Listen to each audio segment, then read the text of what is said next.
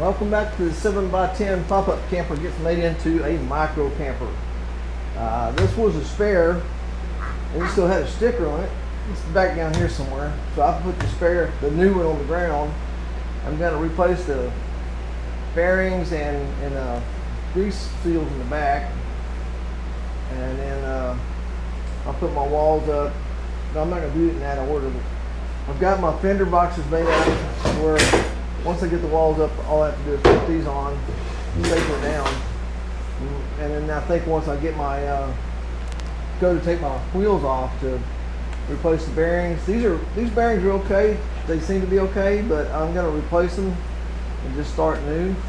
So while I have the wheel off, I can take a brush and then throw another coat of undercoat in here, and that'll make it just that much better. So, all right. Please like and subscribe, leave a comment, ask a question.